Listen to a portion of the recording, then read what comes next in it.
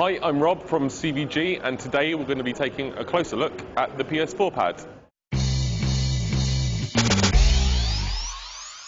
Okay, the best way to start is probably to compare it with the PS3 pad. You'll notice on the surface that instead of the start and select button and the PlayStation button here on the PS3 pad, what we have is a touch screen. The touch screen feels, really nice. Interestingly, I don't know if anyone's picked up on this, but it does feel like if you look up really closely here, it does feel like there's two buttons, a left and a right.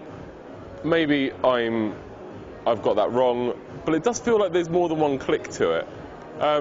Yeah, it feels nice and responsive. And obviously, on the side there's a share and options button. They're nice, they're out the way, you don't really care. Another really important thing is the trigger. The trigger on the PS3 pad, let's face it, isn't that great. They're just a bit slidey, aren't they? And there's not much resistance to them, and they sort of point downwards. If you can see here, they point down. With the PS4 pad, the DualShock 4, it holds your finger nice and firmly, I suppose, is the best way of saying it. The shoulder button hooks up, and it just fits nice and snugly. It sort of holds your finger in place. Now, another big difference is the analog sticks. Because of the way the touchpad is on the center of the controller, the analog sticks have widened a little, and what's also happened is the prongs down the side of the DualShock 4, they've lengthened as well, and it feels much nicer in the hand because of that. It's a bit more snug.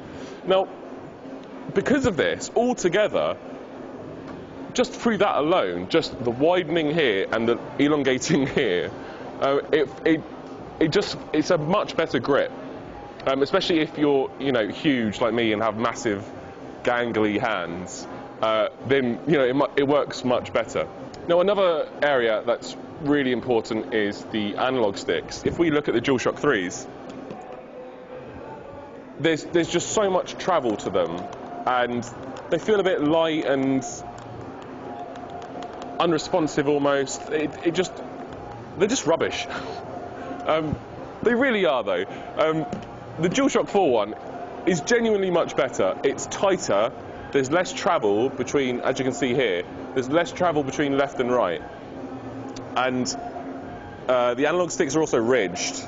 And it holds your thumbs better in place. I mean, compared to the DualShock 3, I'd say it's a massive improvement. And of course, another very important part of the controller is the face buttons and the D-pad. With the DualShock 4, the face buttons, first of all, if you compare them, you'll see that very slightly, and very slightly is very important when it comes to controllers, let's face it, very slightly the buttons are closer together. I was a bit worried that wouldn't work, but actually I don't think it's that noticeable really, so that's cool. With the D-pad as well, a lot of people are saying that this essentially has emulated the PS Vita's D-pad, which obviously is excellent. It is good.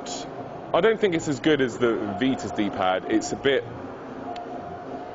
longer, it's not as tight, but it still feels pretty good.